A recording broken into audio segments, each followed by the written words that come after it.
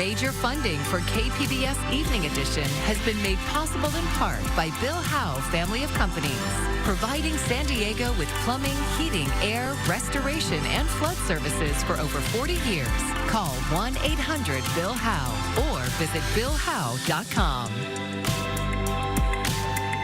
And by the Conrad Trebas Foundation, Darlene Marcos Shiley, and by the following.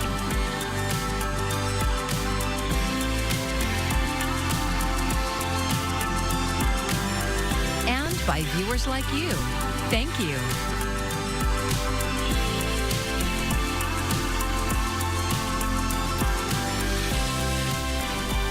Thanks for joining us. I'm John Carroll in for Maya Trabulsi. The traveling experience is about to change at San Diego International Airport. After years of construction and billions of dollars, Terminal 1 is nearly ready to welcome passengers. KPBS reporter Jacob Ayer has a sneak peek inside. After nearly 4 years of construction, it's almost time to take flight from the new Terminal 1. I've seen a bunch of the signs that they have everywhere saying that new terminals are going to come up, and I think that's very exciting. Beatriz Arzate is a junior at UC San Diego. She just arrived back in town at the current Terminal 1. She says the new building will be a big upgrade. Usually I'm flying out of Terminal 1, so I think that's why I'm most excited about it, because this is usually where I'm going, and it feels more like a treat to go to Terminal 2 since it's so much nicer, so I guess there'll be more even now. For less frequent travelers, the new terminal also includes tons of parking and separate roadways for departures and arrivals. It's all part of the $3.8 billion construction project.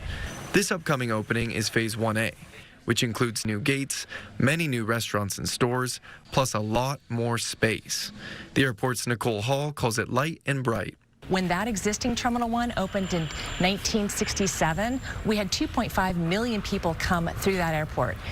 It was never designed to service and manage the number of travelers that we had in 2024, that just under 10 million. Even if you're not traveling soon, you can come see it. There's a community open house on Sunday, September 14th from 9 a.m. to noon. We want to see people explore and enjoy the artwork, see the additional checkpoint lanes, see the ticket counters, see everything that we're bringing to San Diego. The airport is also planning to work out the kinks before the new terminal opens with a passenger simulation for 1,000 people who registered. People who have volunteered their time to come and, with a script, experience certain elements of the terminal and then give us some feedback. So we're really using that as an opportunity for us to learn how the airport functions. The first flights start arriving during the evening of September 22nd. Demolition of the old Terminal 1 begins about a week later. Jacob Ayer, KPBS News. Well, temperatures will be a little bit higher tonight. We're only dropping down to about 70 degrees. Clouds sticking around because we still have some of that monsoonal moisture left. It's been decreasing as the days go by, but still, we're tracking rain and thunderstorm chances as we head into tomorrow. I'll break down exactly what to expect coming up.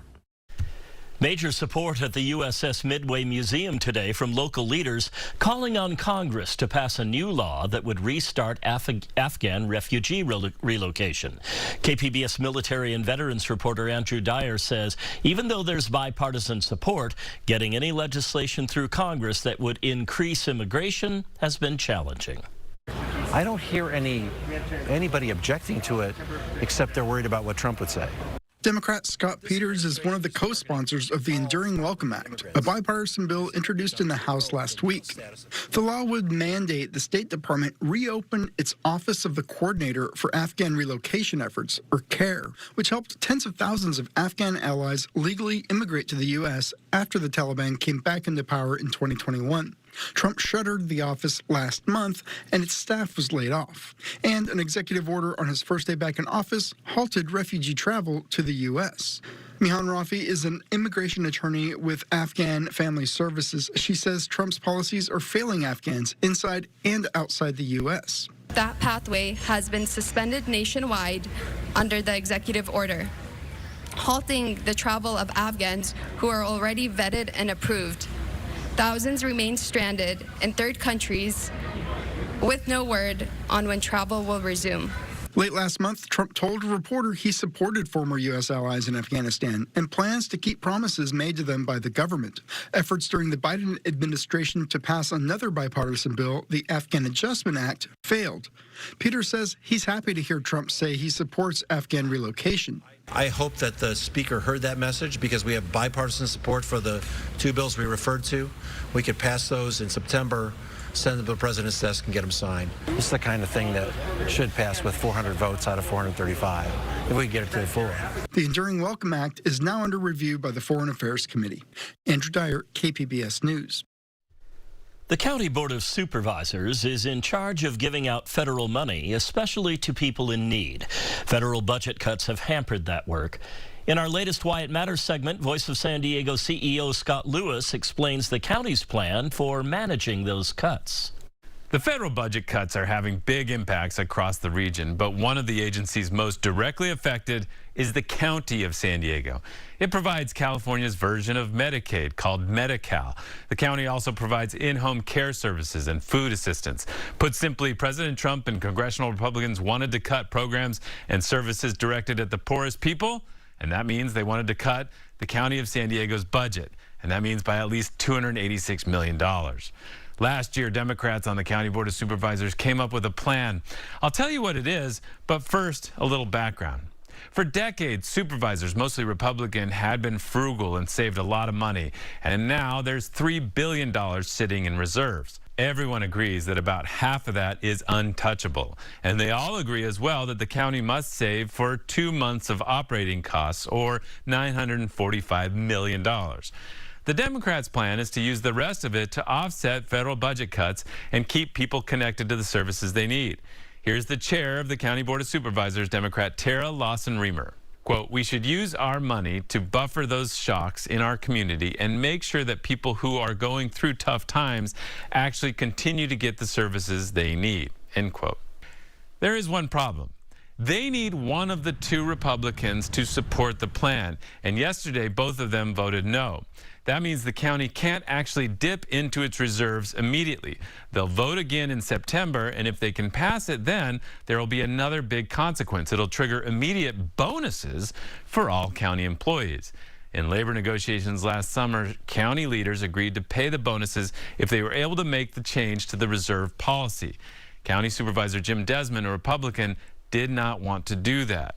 The only thing that I have in opposition to are these one-time payments that are contingent upon change to the county's reserve policy, which provides the additional one-time funds. To me, I've been very vocal about not using our reserves for salaries and those type of things. But he voted for it. Now, remember, the county didn't create a new revenue stream. It plans to tap into a savings account. The situation in Washington isn't changing anytime soon, so we'll have to see what their game plan is for balancing the budget in the future. I'm Scott Lewis for Voice San Diego, and that's why it matters. A lot has changed in the first year of our Public Matters project. We're bringing together reporters from KPBS, Voice of San Diego, and iNews Source for a live Q&A on September 24th. We want to hear your questions about housing, political participation, and the local impacts of federal policy. You can submit them at the link on your screen, kpbs.org/Democracy Day 2025.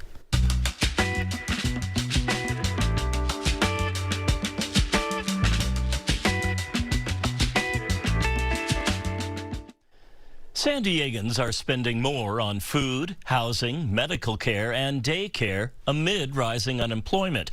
They're witnessing ICE raids at workplaces, courthouses, and outside schools, and they're watching troops deployed to LA and DC streets, political disruptions that will affect their lives for years to come, not to mention possible job replacement by AI. Amid all these realities, KPBS's Amitha Sharma spoke to some residents about whether they still have hope, and she joins me now. Amitha, why did you decide to explore hope, and what did you find? Well, John, as you know, I talk to a lot of people, not just through interviews for my job, but just out there living my own life. And I talk to people across generations. My mom is in an assisted living facility, so I talk to caregivers and seniors almost every day. My daughter's 22, about to launch. I talk to her friends about their wishes and their fears in today's world. And of course, I talk to my own friends. The through line through these conversations is deep dread and uncertainty about the future. And so I decided to take a look at where hope stands in 2025.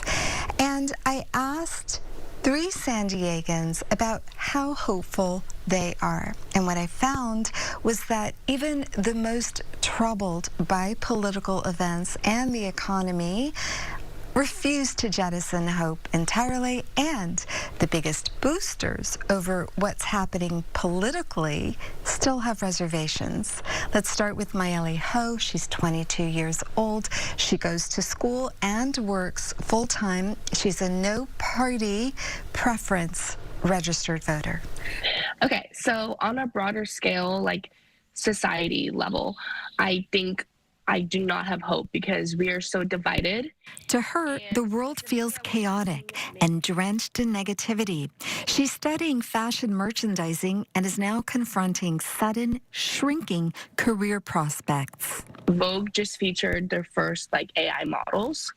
So for me, this does not make me feel hopeful at all for my career in photography and styling and fashion, just because AI is now taking my dream job. But she still believes she'll find a way to realize her dreams. I do have hope just because I feel like the things I've experienced in my life, I've come out of a lot of dark moments and a lot of adversities, I would say, that I could never imagine coming out of or coming out of the way I did, I would say. And I believe everything does happen for a reason.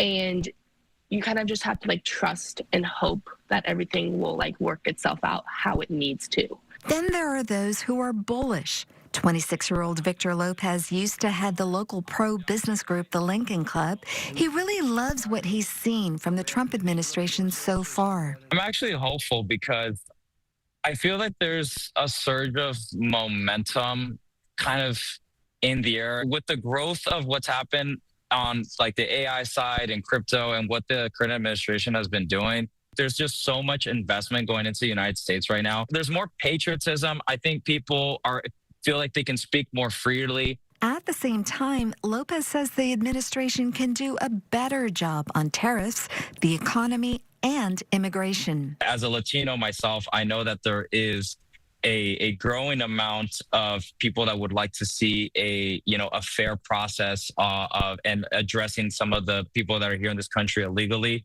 that have been working here for a long time, that have not committed any crimes and are filling up a certain part of the workforce that is not necessarily going to be filled by anybody else. Hope is often associated with religion. For some, personal beliefs are a big part of feeling hopeful. Democrat Ellen Nash is a pastor's daughter, born and raised in the church. Her optimism is powered by both scripture and the past. The 400-plus years of history that shows if you hold on to hope and faith, that you will win at the end. But unlike other times in history, Nash does not believe any one leader will surface to show the way out and to get to that win. Hope, the evidence that we now are going to create for the next generation, is based on all of us and how we respond in this time, from a boycott to having a community gathering in your home to creating these self-care spaces. And John, next Tuesday, we'll hear from the experts about where to find hope, the importance of hope, and how hope must be paired with action in order to bring about change. Thanks so much, Amitha. A story we all need to hear right now. This story is part of our Public Matters initiative. You can learn more about it on our website at kpbs.org/publicmatters. I'm Amna Navaz. Tonight on the NewsHour, the latest on the shooting at a Catholic school in Minneapolis. That's coming up at 7 after Evening Edition on KPBS. Oceanside is the latest city in the county to deploy drones in response to service calls. KPBS North County reporter Alexander Nguyen gives us a look inside the pilot program. The next time you call 911 in Oceanside, the first unit to respond might not be a police cruiser, but this.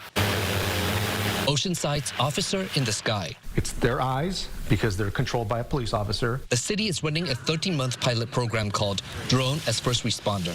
Oceanside Police Chief Torino Valdovino says the drone is a force multiplier. It allows us to get eyes on the scene sooner and quicker and provide real-time information for our officers who are actually on the ground to respond. He says that's invaluable in an emergency where seconds count, especially as Oceanside's population grows and the streets get more crowded.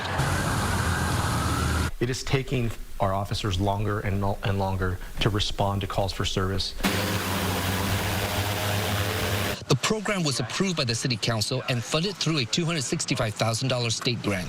It covers the drones, software, and staffing. We're responding to about 15 calls a day. Valdovino says in the short time it's been in operation, the program has already produced results. One incident specifically was able to observe a person breaking into a car, and they maintained eyes on, and they were able to guide the officers once they arrived to where this individual was. The drone is only in use in downtown during the pilot period, and it launches from right there. The reason why we chose that area is because it would give us our best sample size. It would probably produce more calls for service that we could respond to. Chula Vista was the first city in the nation to use drones as first responders. When the program launched, there were a lot of concerns about privacy rights. Valdovino says the department learned from Chula Vista's experience. We obviously saw that, and we reached out to them, and they have been a great help in developing our policies, our procedures to avoid any of that litigation. He says when a drone flies to a location, the camera will be pointed to the sky. It only points down when it reaches the scene. Also, every drone flight path is recorded on the city website, and residents can request to see the video through a public records request, unless the video is part of an active investigation. Alexander Nguyen, KPBS News. We now know what the future of the iconic Santee drive-in theater could be, and not everyone is happy about it. The drive-in officially closed in January of 2024 and was later sold to an LA-based real estate development company. Right now, it operates only as a swap meet, but according to applications to the city obtained by our media partner, KGTV, it could be turned into a 300,000 square foot warehouse and distribution center. Me and many other community members think this is a step in the wrong direction, hoping to postpone the confirmation of their current plan and make them put more time and effort into the long-term impacts that this is going to have on the community. The Santee City Council is set to hear from community members about the site's future in a meeting tonight. The unofficial end to summer is around the corner. If you're looking to squeeze in a final trip before fall, there's some good news. Airfare and gas prices are down. Jen Sullivan has tips for travelers. As the summer season comes to a close and cooler temperatures set in, travelers can look forward to dipping airfare and the cheapest gas prices we've seen since 2020. It's going to get better after Labor Day and into mid-September. That's when we roll back to cheaper winter gasoline. Patrick DeHaan with Gas Buddy says some parts of the country could see gas prices drop below $3 a gallon soon. As of Wednesday, the national average for a gallon of regular gas was $3.21. That's 14 cents cheaper than this time last year. The bigger thing pushing prices lower this year has really been OPEC, who earlier this year raised production. That's pushed the price of oil down. If you're hitting the roads this holiday weekend, AAA says the worst time to travel is Friday between noon and 8 p.m. and returning home Monday between 1 and 4 p.m. I always advocate for hitting the road as early as possible, get a good night's sleep, fill up the night before. Aixa Diaz with AAA says Labor Day isn't as popular as some of the other holiday weekends for travel because many students are back in school. It's not like July 4th, where if a lot of people have summer vacations, there's a lot of, fluctuations in which days people are leaving. Same over Christmas. With Labor Day weekend, it's like most people are probably going to leave on Friday and come back on Monday. If you're flying, domestic airfare is 6% cheaper than last year, according to AAA. Diaz says now is a great time to start booking an upcoming trip. For Consumer Watch, I'm Jen Sullivan.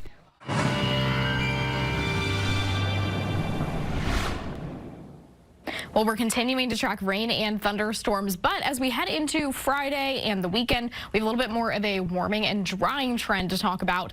But monsoonal moisture doesn't leave us for long. We'll see it return next week. Let's start off with what to expect for tonight overall. Along the coast, we're seeing temperatures in the 60s, but 70 for San Diego. A little bit further inland, we're in the mid-60s, and then 75 there for Borrego Springs overnight. As we look ahead to tomorrow, plenty of sunshine, but we do see quite a few clouds for a lot of us, because that's the remaining rain, the thunderstorms coming from that monsoonal moisture. So overall, temperature-wise, a lot of us in the 80s, low to mid-80s as we work from the coast to areas further inland. We're at 85 at Borrego Springs, a little bit cooler than what we've seen in recent days.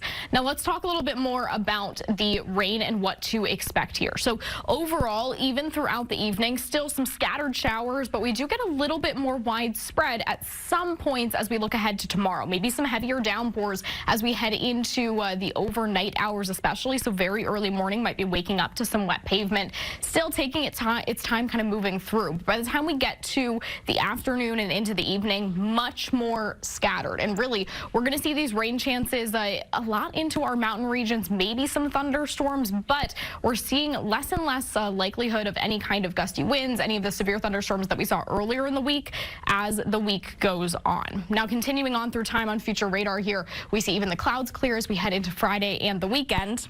There's the break for you from the rain and the thunderstorms. Let's take a look at our 5-day outlook here. As we look for the coast, we are going to see temperatures bounce around a little bit. We go from 83 Thursday to 87 on our Friday, and then back down to 82 by the time we get to the start of next week. Further inland, cloudy skies and showers for Thursday, but sun returns and we get back to 90 by the time we get to Friday.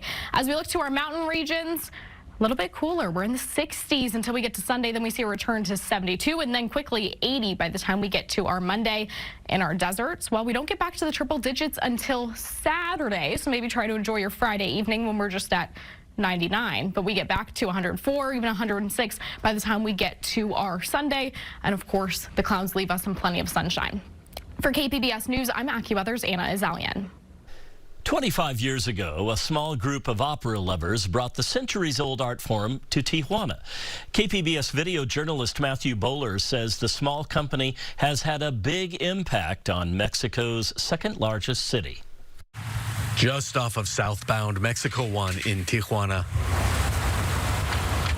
jugglers entertain drivers, and just below the din of traffic, if you listen carefully, you can hear a piano. Then singing from an office building above a furniture store. Inside, Tijuana's opera company, La Ópera de Tijuana, rehearses. For 25 years, Opera de Tijuana has brought the beauty and power of opera to local audiences. I mean, opera is everything. That's soprano Norma Navarrete. She discovered opera in college when she was 20 and joined the Tijuana company in 2004. When I found this genre, I felt at home. Jose Medina helped found Opera de Tijuana in the year 2000. And we converted the school choirs in opera choirs, and everybody it was really effervescent. Looking back, Medina's memories are filled with both nostalgia and melancholy. For 25 years, I mean, it's a lot of work, a lot of enjoying and suffering at the same time. For Medina, opera belongs to everyday people. I love Tijuana because you can eat from tacos to the most sophisticated meal you can think. So that's what I want for the culture. Gerardo Gaitán is one of Opera de Tijuana's tenors. He started singing with friends. Where we would sing for hours with a mariachi or sing for hours with a norteño, and it was just, regional musical Mexican music.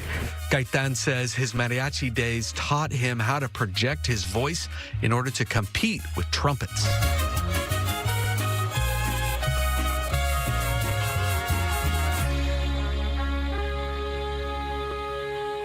Yo sé bien.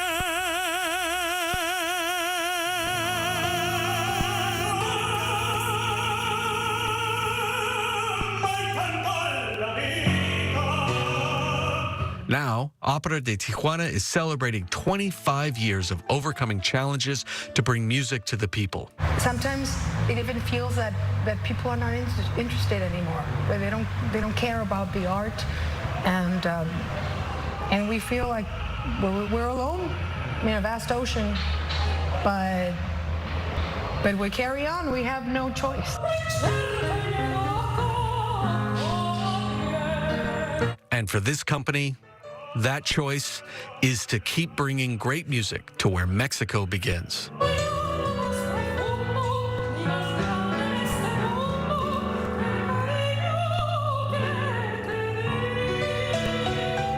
Opera de Tijuana is participating in a free community performance Friday at the Casa de Cultura in Playas de Tijuana. In October, they'll stage the classic one-act opera Cavalleria Rusticana.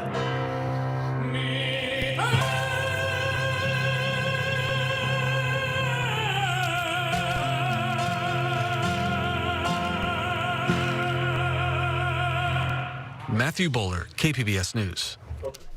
Fabulous. You can find tonight's stories on our website, kpbs.org. Thank you so much for joining us, everyone. I'm John Carroll. Have a great evening.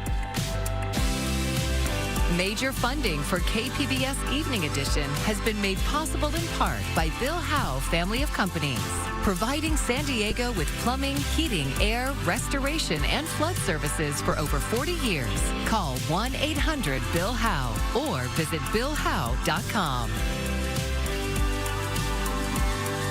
And by the Conrad Prebys Foundation, Darlene Marco Shiley, and by the following.